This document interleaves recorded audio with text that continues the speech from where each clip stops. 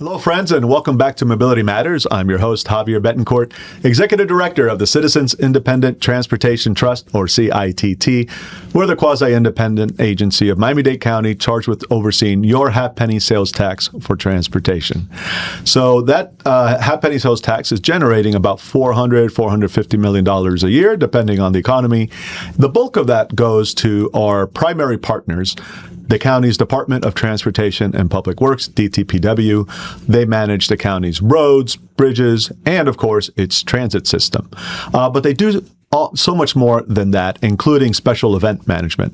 So I'm really happy to have on the program someone with the Department of Transportation and Public Works, their Chief Planning Officer, and I have to say a longtime friend of mine who I actually went to school with, Lisa Colmenares. Dr. Lisa Colmenares, welcome to the program. Thank you so much, Javier, for the invitation. We are thrilled to be here and chat with you today. Yeah. So as I said, you're the Chief Planning Officer. So tell us a little bit about what that role entails within the department. Correct. So this role was created around 4.5 years ago at the department to ensure that we would consolidate all the planning functions at the Department of Transportation and Public Works. And in my portfolio, I have multimodal planning, infrastructure planning, grants development and administration, and passenger amenities planning and development as well. So we really oversee different portfolios, like where everything kicks off from all the modes of transportation planning: bicycle, pedestrian, roads, transit, and also freight. Yeah. So it's really, we get an opportunity to work with all of the different municipalities. We get to work with our different transportation partners, including the Transportation Planning Organization, the Florida Department of Transportation, and of course with the CITT. Of course. And you're a fellow planner, so you're the natural person to lead that department. And planning is so important, right? Because, you can't just always react to everything. We as a community have a tendency, because of the pace at which our community has grown, sometimes we're just reacting.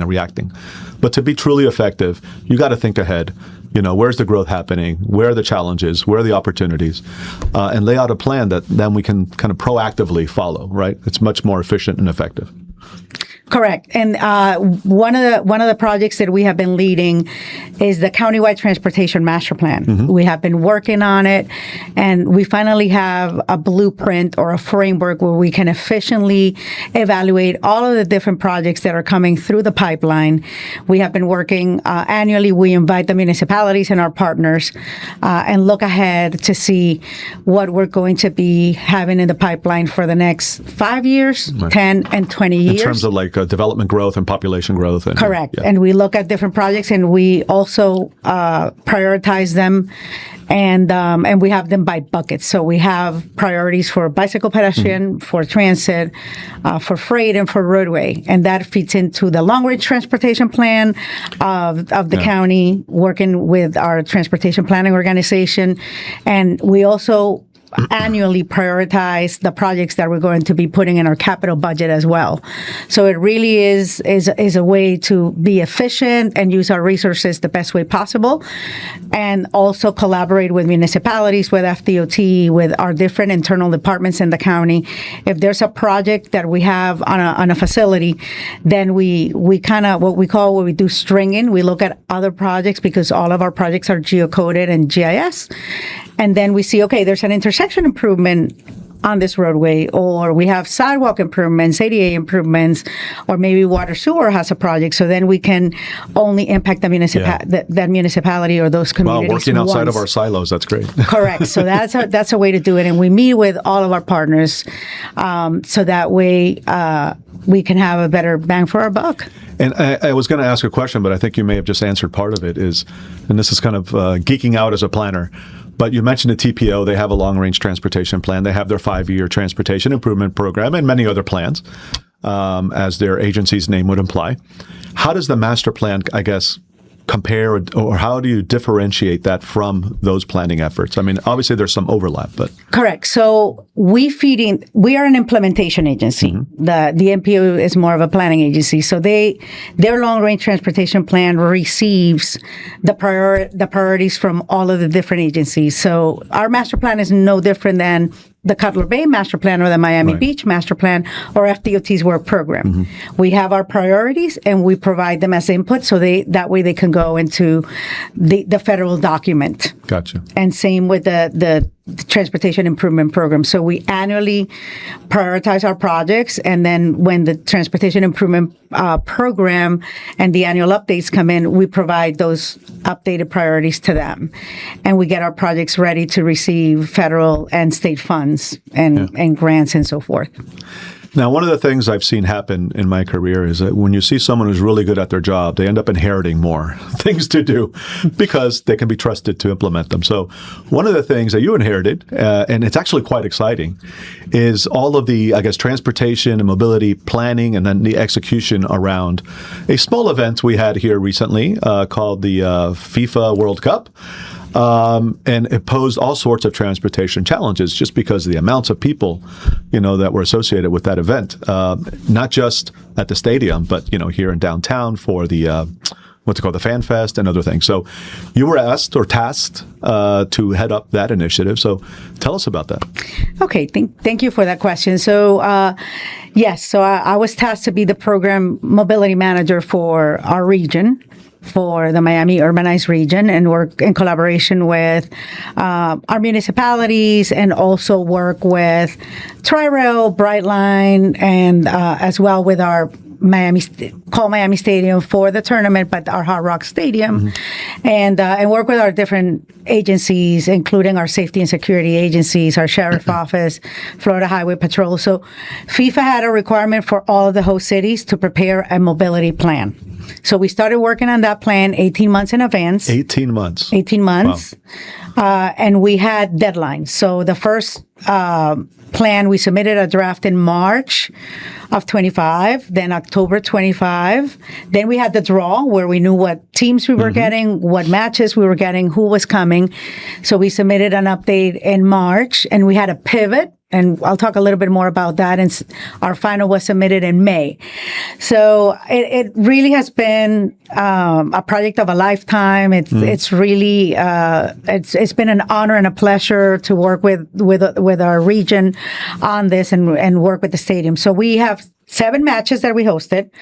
It was very interesting because from the gate, we knew that the Colombia-Portugal match was the most requested match, even more than the final. 50 million people had requested tickets for the match. Wow.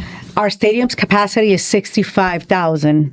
So we knew that it was very requested, followed by the Argentina match with Cabo Verde, which was also over 30 million people requested tickets for that match. And we also had the Brazil-Scotland match, also over 30 million people. So we had great matches that we hosted. Everybody was excited to come to Miami, and we had our fan festival that we also had to plan for. We were hosting 24 days of the fan festival at Bayfront Park. And we knew that we had the Metro Mover and the Metro Rail to support us, but that wasn't the case at the stadium. Right.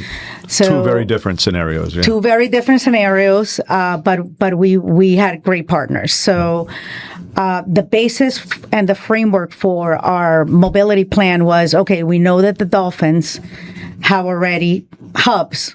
People take Tri-Rail, or they park at Golden Glades or at the Hard Rock, across the street from the Hard Rock Hotel, which we call Lot 70. And we said, okay, why don't we augment this? And we know that Brightline sometimes provides shuttles when there's events at Hard Rock. So we said, these are our 3 natural hubs, but we need to provide mobility from Metro Rail. We knew that because we knew we had the Fan Festival, and you can connect through Metro Rail. So that's where Martin Luther King, that idea stemmed from, and it was great for the community. We made improvements at that station, and it was really successful. So I can tell you that it was very utilized. We really saw, we moved over 202,000 passengers just from those 4 hubs for the 7 matches. Wow. And our most successful was the bronze match we were holding here in Miami. 38,000 trips just on the bronze match. Wow. And on that's like half of the stadium, right? Correct. The stadium holds 65. Yeah. Correct. That's incredible. And what was the experience like? I mean, from what I saw in the news media, it seemed like an overall positive experience. There were some challenges, obviously, with security mostly, but it wasn't necessarily the transportation. So, what looking back at it, how did you do? So we really were monitoring. So I'll tell you. We really were monitoring what was happening. So it was the first time that we were in the command center at the stadium. I was there for 6 out of the 7 matches. But our team was there the entire time. So Josiel, our deputy director, Josiel Ferrer Diaz, was there for the match that I was not there, but I still was at the stadium at the match. And our team was in communication. We also had our staff from traffic signals and signs, and we had cameras also, because we had deployed cameras along 22nd Avenue and 199 where the shuttles were coming. And so we can address any issues that were happening with traffic, and we also had signal priority for the buses. Right. And what we saw was that people were getting off the trains, either Tri-Rail or off the Martin Luther King station. And we had our staff, we had volunteers, we had our operational staff, and we had the stadium staff there. So we had to make sure that we checked people's tickets. There was a high security perimeter at the stadium. And then it was seamless. Once we had buses lined up waiting for the people, and people were very happy. The fans were chanting their chants and excited to go to the match. Everybody was friendly, and they had a great experience. We told people, you don't have to worry about driving, being stuck in traffic. You just come, we'll drive you to the stadium, and you can just enjoy yourself. So we saw numbers up to 60,000 people at the Hard Rock shuttle hub, and also at Golden Glades for the bronze match. So people were people were just taking these shuttles up to 6,000 on the inbound and out the outbound as well.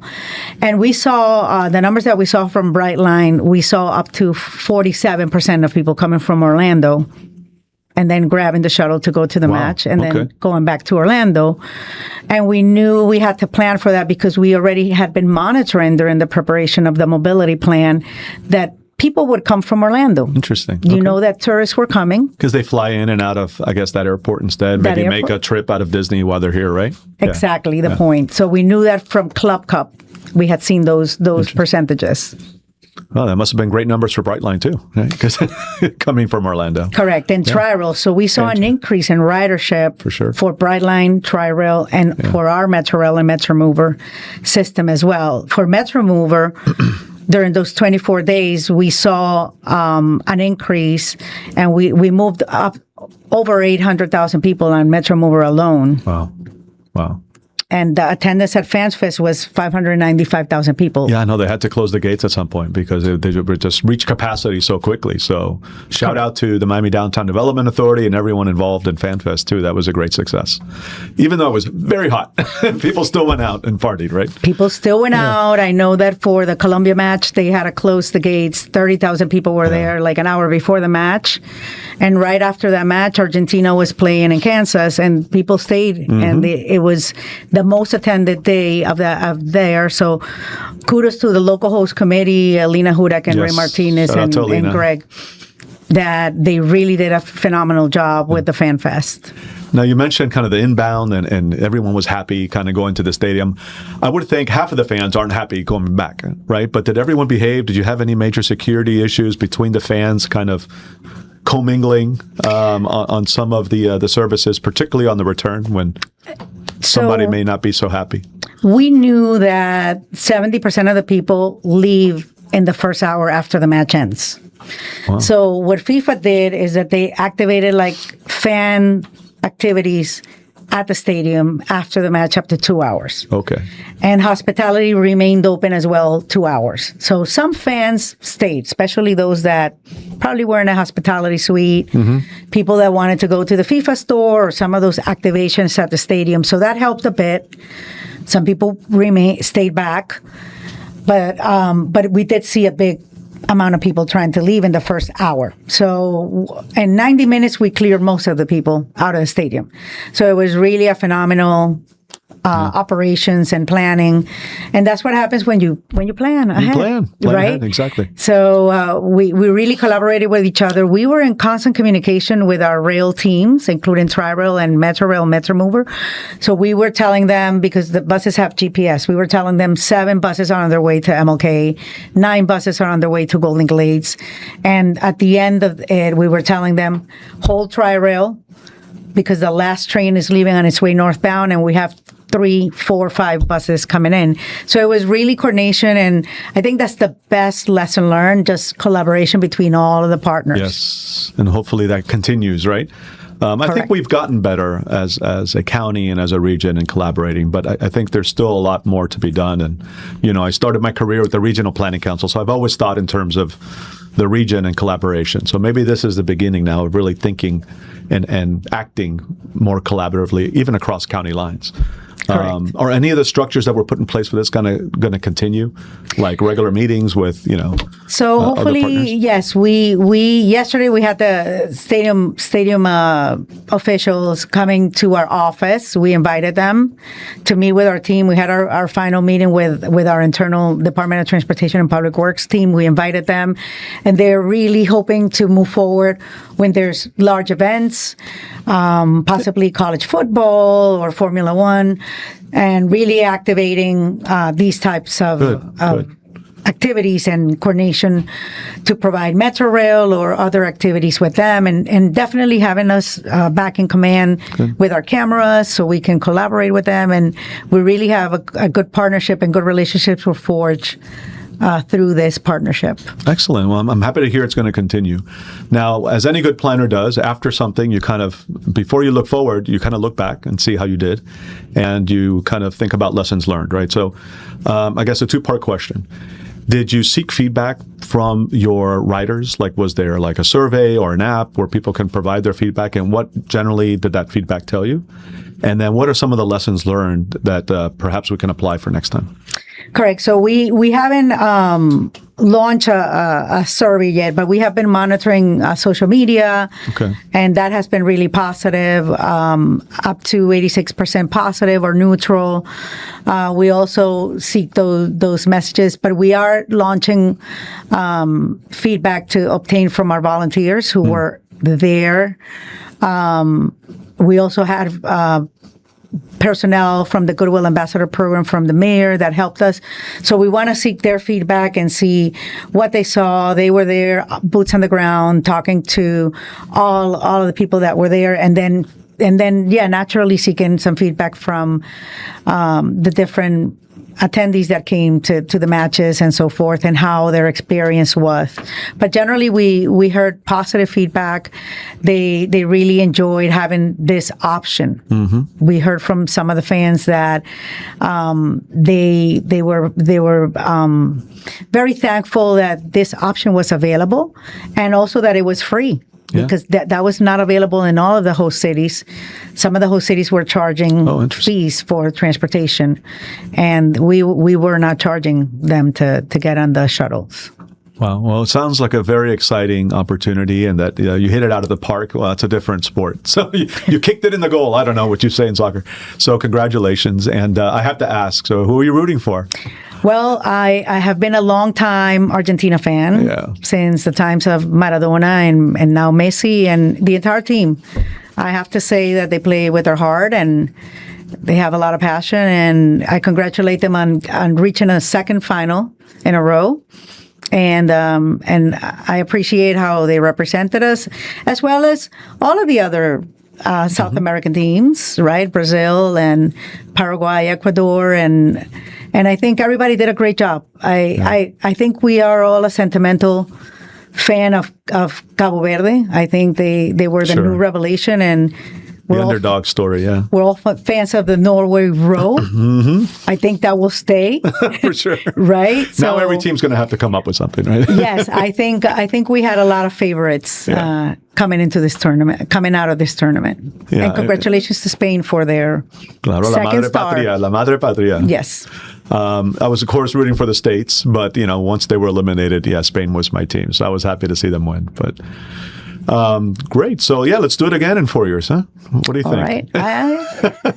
I think there's going to be 6 countries that are kind of co-hosting the in 1930 the first World Cup was played in Uruguay. So Uruguay, Paraguay, and Argentina are going to host the first set of matches, and then it will go to Spain, Morocco, and Portugal. So that's going to be an exciting centenary World Cup, and hopefully we will be fortunate and we can attend. Well, maybe you've done such a great job here. We're going to ship you over there to kind of manage your transportation. What do you think?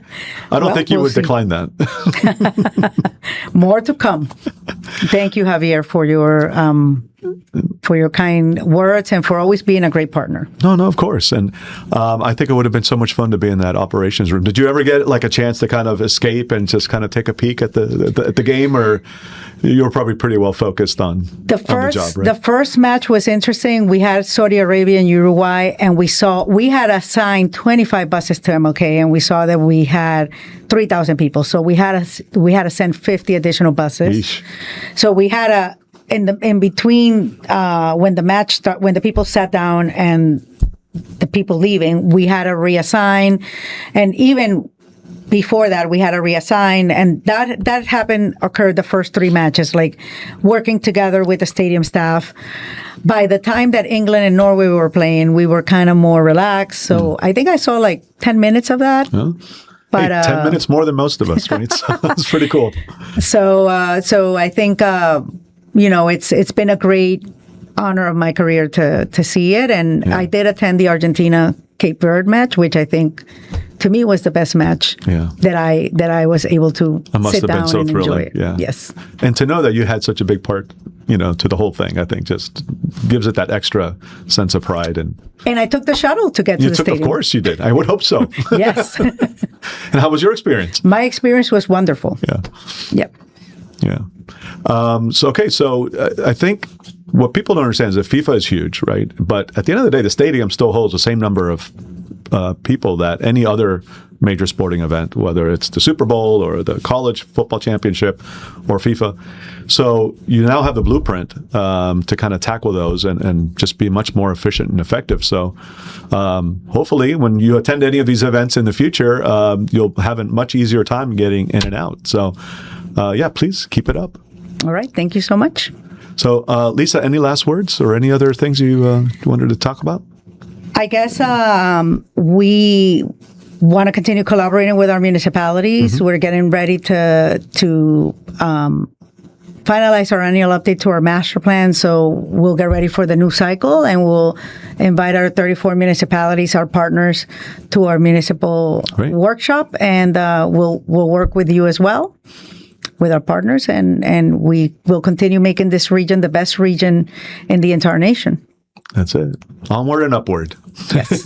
One thing I wanted to ask you about, I forgot, I apologize. Vision Zero. So I think that's another project that kind of falls under you, and it's something I know that's probably near and dear to your heart. So tell us about Vision Zero for those who don't know what it is. What is it? And what are some of the things that you're doing? Correct. So our Vision Zero program really has a goal to reduce or eliminate all fatalities by the year 2040. We have been working on our Vision Zero action plan, which has been adopted by our Mayor Cava. And right now, we did receive federal funding from the U.S. Department of Transportation, $16 million, which we have matched. We also have partnered with the City of Miami Beach, and I know we had Jose Gonzalez here earlier, with the City of Hialeah, with the Miami-Dade TPO, with the University of Miami. And we have a program that we are going to be implementing, advancing 24 projects, and several of them already have cleared environmental and are moving into design and construction. Mm-hmm. We also are working with the Transportation Planning Organization to have some safety audits where we have prioritized our high injury network. And we also will be working with UM on some innovative telematics and getting some data to look at where there's conflicts and near misses, and also looking at where we have data that hasn't been reported through a police report. So we look at people that have gone to like the hospital rooms after a crash. So all of that data will help us really have a full picture and really make our infrastructure safer, and have more improvements and actions for our Vision Zero program. Yeah, desperately needed. We love to be number one on a lot of lists in Miami, but unfortunately, we're number one in bicycle pedestrian fatalities, and that's not a number one we want to embrace. So, thank you for tackling that. It's extremely important, and happy to see that things are moving forward. Thank you so much. And Lisa, thank you for everything. Thank you for being here. Thank you for what you do. Most importantly, thank you for your friendship. I've told people, I'm going to tell you now publicly, I don't think I would have gotten my master's if not for Lisa. She saved my butt in a couple of classes, and so I appreciate you and for everything you do. Keep up the great work. Thank you. It's all about teamwork and partnership. So thank you, Javier, for your friendship as well. It's been like a quarter of a century now. Oh my gosh! Let's not remind people. But yeah, time flies. Yes. Well, folks, I want to thank you for tuning into this episode of Mobility Matters. You can go back and watch all of our previous episodes. Oh my God, I think we're hitting like the 120th episode over a 3-year time span. So lots of good past episodes you can check out on our website, miamidade.gov/CITT. And please continue to watch. We have some great guests lined up through the end of the year. So please like, share, subscribe to the program. And finally, I want to thank our partners in this endeavor, Miami's community newspapers, and Zoni back here behind the screens who produced today's program. Thank you all very much. So, folks, that's all the time we have. But until next time, keep moving, Miami.